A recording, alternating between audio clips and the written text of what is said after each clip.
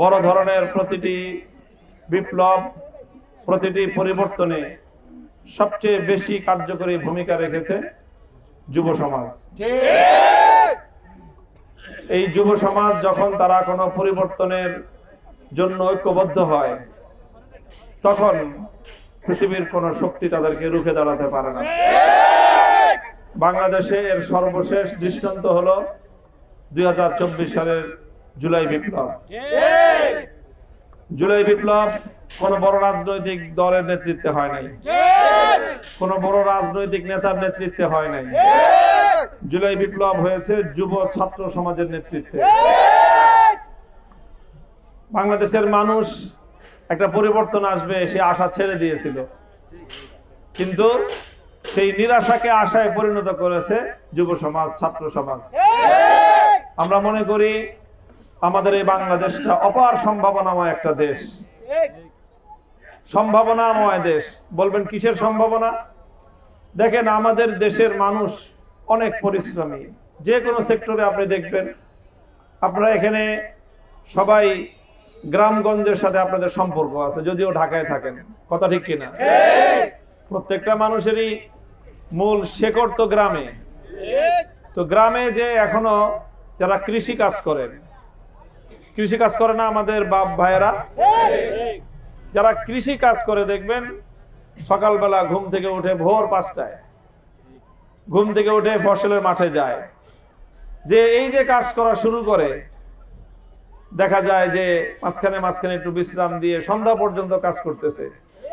12 ঘন্টা 14 ঘন্টা পর্যন্ত কাজ করে সোনার ফসল তারা মাঠ থেকে ঘরে তুলে। কৃষকরা এরকম ভাবে তারা কাজ করে। আচ্ছা, আপনি আসেন, শ্রমিকরা যে কাজ করে, এক একটা মিল, কল কারখানা, ফ্যাক্টরিতে যান, গার্মেন্টসে যান, এখানে প্রত্যেকটা শ্রমিক, এমনকি আমাদের বোনেরা পর্যন্ত, তারা গার্মেন্টস সেক্টরে কিরকম পরিশ্রমটা তারা করে। সকালবেলা ঘুম থেকে উঠে ঠান্ডা পানি দিয়ে, এই শীতকালের মাঘ মাসে ঠান্ডা পানি দিয়ে গোসলটা করে তারপরে তারা আল্লাহর নামে বের হয়। দেখা যায় যে আমাদের একটা পর্যবেক্ষণ আছে, সকালবেলায় গার্মেন্টসের আমাদের বোনেরা যেই রাস্তা দিয়ে যায়, সেই রাস্তায় যদি কোনো মসজিদ মাদ্রাসা থাকে, তাহলে সেই মসজিদ মাদ্রাসায় দানের অভাব হয় না। এই বোনেরা তারা কয় টাকা বেতন পায় বলেন? এরপরও তারা প্রতিদিন তাদের ওই উপার্জন থেকে একটা অংশ মসজিদের জন্য, মাদ্রাসার জন্য দান করে যায়। এরপরে তারা কি পরিশ্রমটা করে, বিনিময়ে তারা কতটুকু পায়। এইভাবে শ্রমিকরা মেহনত করে। দিনমজুর যারা আছে, এই যে আমাদের রিক্সাওয়ালা ভাইয়ারা কিভাবে হাড় ভাঙা খাটুনি খাটে, হ্যাঁ, তা লেবার যারা আছে, শ্রম যারা দেয়, অক্লান্ত পরিশ্রম করে, জীবনের ঝুঁকি নিয়ে তারা কাজ করে। এরপরে যারা আমাদের বাংলাদেশ থেকে আমাদের যুবকরা বিশেষ করে বিদেশে যায়, আমরা তো মনে করি অনেকে দেশে থেকে যে ওরা বিদেশে গিয়ে খুব মজায় আছে, কিন্তু যারা বিদেশে যায়, প্রবাসে যায়, তারা বুঝে কত ধানে কত চাল। তারা যে কি পরিশ্রমটা করে ভাই, 8 ঘন্টার জায়গায় কেউ 12 ঘন্টা, 14 ঘন্টা, 16 ঘন্টা পর্যন্ত সে কাজ করে। কেন? তার একটাই স্বপ্ন যে জমি জমা বিক্রি করে বাপ মার কাছ থেকে টাকা নিয়ে বিদেশে আসছি, আমি যদি এখান থেকে টাকা উপার্জন করে দেশে পাঠাই, আমার পরিবারটা একটু ভালো চলবে, আমার এই টাকাটা দিয়ে আমার দেশটা সুন্দর হবে।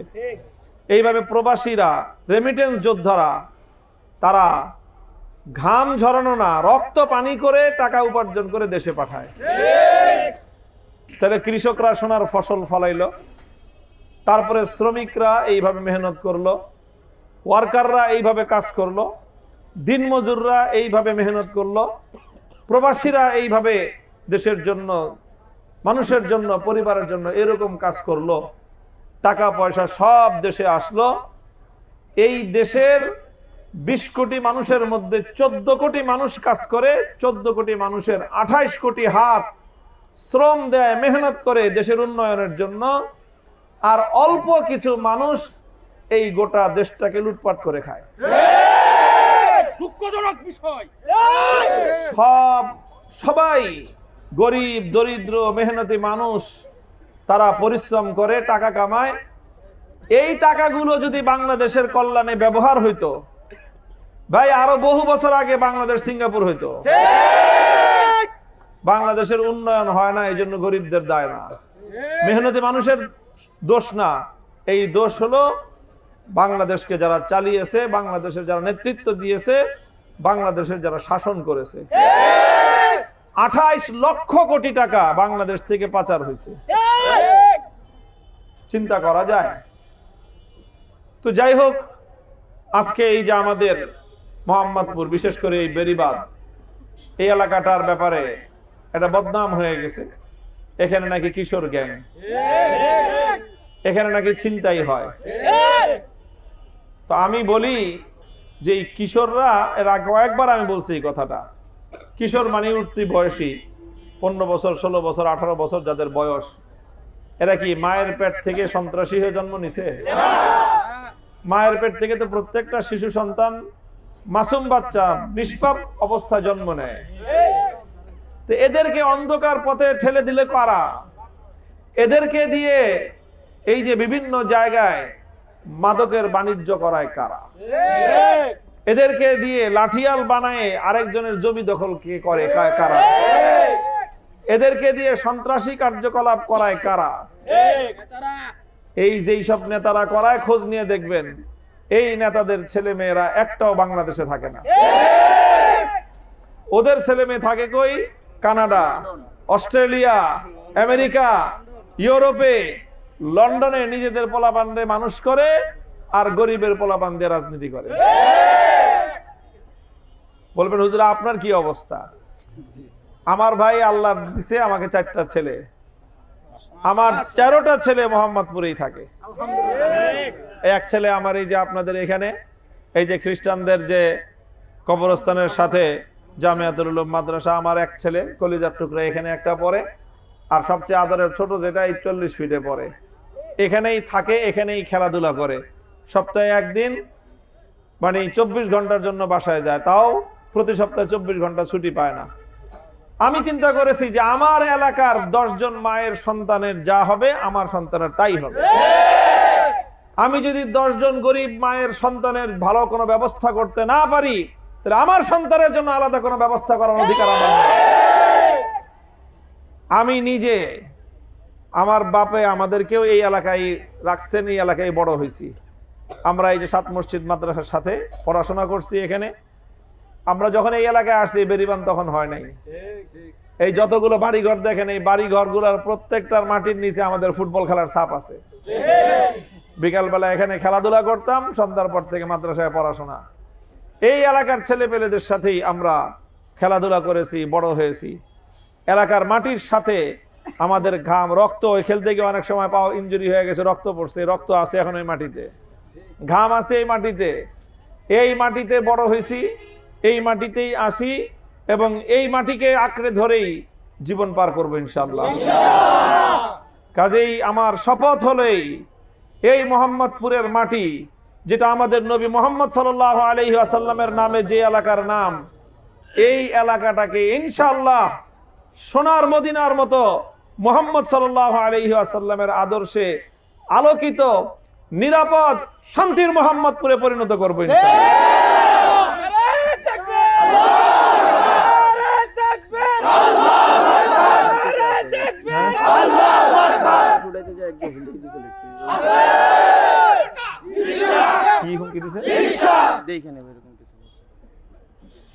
তো ভাই এখানে আলহামদুলিল্লাহ আলহামদুলিল্লাহ আমাদের বড় সমস্যা হলো এই এলাকায় প্রচুর নিম্নবিত্তের মানুষ থাকেন। তো এই এলাকায় বড় ধরনের কর্মসংস্থান তৈরি করার দরকার। এলাকার ছোট ছোট বাচ্চাদের জন্য খেলাধুলার মাঠ আরো বেশি দরকার ইনশাআল্লাহ। এগুলি আমি আমার পকেটের পয়সা দিয়ে অথবা আমার বাপের টাকা দিয়ে করে দিব, আমি সেটা বলতেছি না, কারণ অত বড় টাকার মালিক আমি না, এবং এটার দরকারও নাই। আরে ভাই, কারো বাপের টাকা দিয়ে দেশে কিছু করে দেওয়ার দরকার নাই, টাকাটা চুরি না করলেই হয়। জনগণের টাকাটা যদি চুরি না করে, দেশের টাকা যদি চুরি না করে, দেশের টাকা, জনগণের টাকা যদি দেশের কাজে লাগে, তাহলে তো কারো বাপের গোলা থেকে ধান এনে বিক্রি করার দরকার নাই, কারো বাবার জমিদারি বিক্রি করে দেশ উন্নয়ন করার দরকার নাই। এই দেশের জনগণের টাকা দিয়ে, এই দেশের জনগণের পয়সা দিয়ে যদি জনগণের দেশের উন্নয়নের কাজ করা হয়, যদি শুধুমাত্র লুটপাট আর দুর্নীতিটা যদি বন্ধ হয়, এই দেশ ইনশাআল্লাহ অনেক উন্নত দেশে পরিণত হবে। আমি অত্যন্ত আনন্দিত যে আজকে এই যুব সমাজ তারা আমাকে যেইভাবে বরণ করে নিয়েছে, তারা আমাকে যেই ভালোবাসা দিয়েছে, যেখানেই যাই, বিশেষ করে এই আপনাদের বেরিবাদ থেকে নিয়ে শুরু করে পশ্চিম দিকে যতগুলি হাউজিং আছে, এখানে চাঁদ উদ্যান হাউজিং, তারপরে ওখানে সাত মসজিদ হাউজিং, নবীনগর হাউজিং, ঢাকা উদ্যান, এই সব জায়গায় চন্দ্রিমা, এখানে গেলেই বসিলা, পুরা বসিলা গার্ডেন সিটি সহ, সিটি ডেভেলপার সহ, বসিলা গার্ডেন, ওয়েস্ট ধানমন্ডি, এই প্রত্যেকটা হাউজিং এর, বিশেষ করে এই আমি যেখানে এখন আছি 3 রাস্তা থেকে আপনার চাঁদ উদ্যান, সাত মসজিদ হাউজিং, এই সমস্ত হাউজিংগুলোর যুবকরা, এখানকার ইয়াং জেনারেশন, তারা আমাকে যেই ভালোবাসা দিয়েছে, আমার জন্য তাদের যে আবেগ, যে উচ্ছ্বাস, আমাকে কাছে পাইলে তারা যেন আকাশের চাঁদ হাতে পেল, এরকম তারা করে। আলহামদুলিল্লাহ, এই যুবকদেরকে আমার প্রতি তাদের এই মহব্বত, এই ভালোবাসা, এই আবেগ, এই আন্তরিকতা, এটা তাদের অন্তরের মধ্যে আল্লাহ ঢেলে দিয়েছেন। আমি তাদের জন্য তাদেরকে 2 টাকা দেই নাই কোনো সময়, কারণ ওরকম টাকা পয়সা দিয়ে কাউকে লালন পালন করার মতো সেই রাজনীতিও আমরা করি না, আর ওই রকম কালো টাকাও আমাদের কাছে নাই। আমরা গায়ে খাটি, নিজেরা গায়ে খাটি, আমার সাথে এই সকল যুবকরা তারাও গায়ে খাটে। আমরা মেহনত করে এলাকা দেশকে গড়তে চাই। আমাদের এই যুবকরা, আমার জন্য তারা কাজ করে, নিজেদেরটা খেয়ে, নিজেদেরটা পরে, নিজেদের ঘাম ঝরায় তারা কাজ করে। শুনলাম কেউ কেউ বলে যে এদেরকে নাকি দেখে নিবে। মনে রাখো, কেউ যদি এরকম চিন্তা করে থাকো, মোহাম্মদপুরে মামুনুল হক ভাড়াটিয়া থাকে না। আমার একটা পোলাপানের গায়ের উপরে হাত দেওয়া তো দূরের কথা, এদের দিকে যদি কেউ চোখ বড় করে তাকানোর চেষ্টা করে, সেই চোখ আমরা উপরে ফেলবো। সবচেয়ে বড় জন যে থাকে বাংলাদেশে, তার সাথে টক্কর দিয়ে মোহাম্মদপুরে মানুষ মামুনুল হক রাজনীতি করতে নামে। চুনোপুটি কারোর সাথে মামুনুল হকের টক্কর লাগে নাই। টক্কর লাগছে তো লাগছে বাংলাদেশের নাম্বার 1 পার্সনের সাথে। 3 বছর টক্কর করছে মামুনের সাথে। মামুনুল হকের সাথে টক্কর লাগার পরে এখন মামুনুল হক মোহাম্মদপুরে আছে, বাংলাদেশে আছে, যে টক্কর দিয়েছিল সে নাই। কাজেই মনে রাখো, অন্য কেউ যদি টক্কর দেওয়ার চিন্তা করো, আগে 10 বার ভাববা। খবরদার, হুঁশিয়ার করে দেই প্রত্যেককে, শান্তির সাথে, নিরাপত্তার সাথে, সৌহার্দ্যপূর্ণ পরিবেশে কাজ করবে, প্রতিযোগিতামূলকভাবে কাজ হবে, উৎসব মুখর পরিবেশে নির্বাচন হবে, হুমকি ধমকির দিন শেষ, পেশি শক্তি আর মাস্তানি করার দিন শেষ। এখানে কোনো মাস্তানির জায়গা মোহাম্মদপুর থাকবে না। কারো যদি মাস্তানি করতে মনে চায়, অন্য কোনো নিরাপদ এলাকা পয়সা নিতে পারো। মোহাম্মদপুর মাস্তানি শূন্য, চাঁদাবাজি শূন্য এবং মাদক শূন্য মোহাম্মদপুর হবে। নারায়ে তাকবীর, নারায়ে তাকবীর। মামুনুল হক এগিয়ে চলো, মামুনুল হক এগিয়ে চলো, কাছে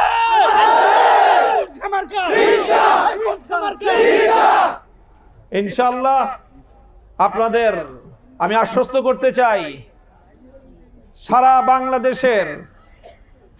বাংলাদেশে আজ নির্বাচন উপলক্ষে এলাকায় যেরকম সময় দিচ্ছি, বিভিন্ন সময়ে দেশের বিভিন্ন অঞ্চলে আমাদেরকে যাইতে হচ্ছে।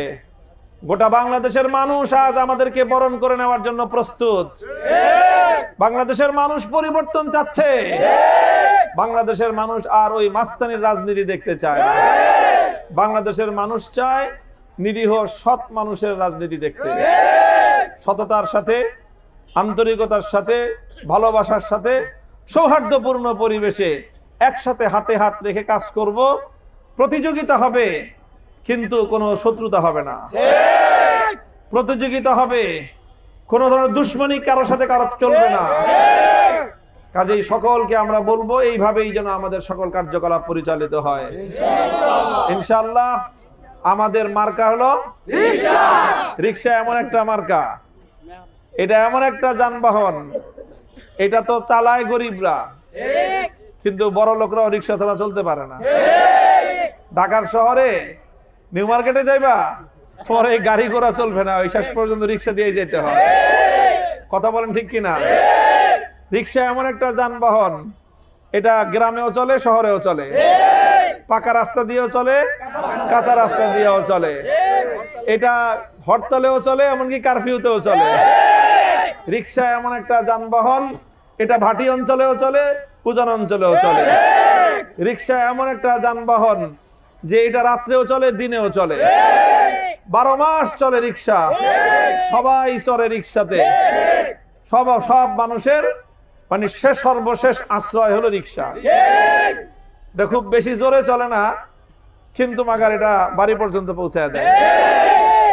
গাড়ি অ্যাক্সিডেন্ট করে, ট্রেন অ্যাক্সিডেন্ট করে, উড়োজাহাজ অ্যাক্সিডেন্ট করে, লঞ্চ ডুবে যায়, নৌকা ডুবে যায়। রিক্সার কোনো অ্যাক্সিডেন্ট নাই, আস্তে আস্তে টুকটুক টুকটুক করে প্রত্যেকটা মানুষকে তার বাড়ি পর্যন্ত পৌঁছায়। কাজেই রিক্সা এটাই হলো বাংলাদেশের জাতীয় যানবাহন। আসো রিক্সায় চড়ি। এই রিক্সা ইনশাআল্লাহ বাংলার গরিব মেহনতি দুঃখী মানুষের মুখে হাসি ফোটাবে ইনশাআল্লাহ। এই রিক্সা যে নেমেছে, এই রিক্সা ইনশাআল্লাহ বাংলাদেশের মানুষকে গন্তব্য পর্যন্ত পৌঁছে ক্ষান্ত হবে।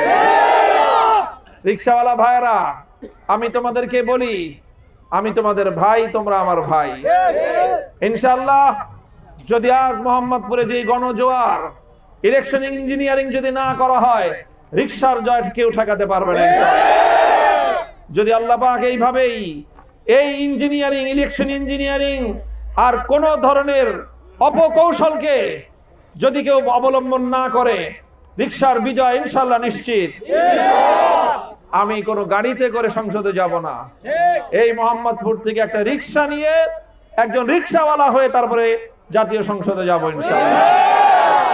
কাজেই আল্লাহ পাক রব্বুল আলামিন আমাদেরকে এলাকার সেবা করার তৌফিক দান করেন।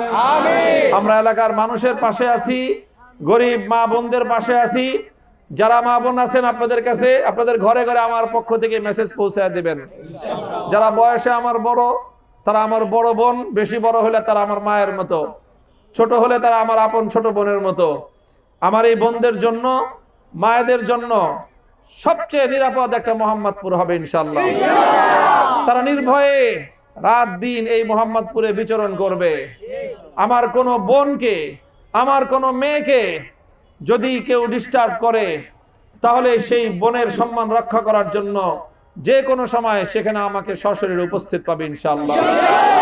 ইনশাআল্লাহ একটা নিরাপদ, শান্তি এবং সমৃদ্ধির এক ঢাকা 13 মোহাম্মদপুর আমরা গড়ে তুলবো ইনশাআল্লাহ। এই যুব সমাজ যেভাবে আমার সঙ্গে মাঠে নেমেছে, ইনশাআল্লাহ এটা লক্ষণ এই কথার যে যখনই যুব সমাজ কোনো কাজের পিছনে নেমে যায়, আল্লাহর নবীর পিছনে যখন যুব সমাজ নেমে গিয়েছে, ইসলামের বিজয় কেউ ঠেকাতে পারে না ইনশাআল্লাহ। এই যুব সমাজ যেইভাবে রিক্সাকে ঠেলতেছে, ইনশাআল্লাহ এই রিক্সা নিয়ে আমরা গন্তব্য পর্যন্ত পৌঁছবো। আল্লাহ পাক আমাদের সকলকে তৌফিক দান করুন এবং আমাদের এই কার্যক্রমকে আল্লাহ পাক রব্বুল আলামিন সাকসেসফুল করুন। আপনাদের প্রত্যেকের কাছে আমার অনুরোধ যে আপনারা সবাই যার যার জায়গা থেকে নিজেদের বন্ধু বান্ধব, পাড়া প্রতিবেশী, আপনজন, ঘরে ঘরে আপনারা রিক্সার এই আহ্বান, রিক্সা মার্কার স্লোগান আপনারা পৌঁছে দেবেন ইনশাআল্লাহ। দেবেন তো ইনশাআল্লাহ? আমাদের মার্কা কি? গরিব দুঃখীর মার্কা কি? জনগণের মার্কা কি? নিরাপদের মার্কা কি? ঘরে পৌঁছার মার্কা কি? 12 মাসের মার্কা কি? শহর গ্রামের মার্কা কি? ধনী গরিবের মার্কা কি? সব জায়গায় চলে কি? ইনশাআল্লাহ। আল্লাহ পাক রব্বুল আলামিন আমাদের সকলকে কবুল করুন এবং আমাদেরকে সফলতা দান করুন।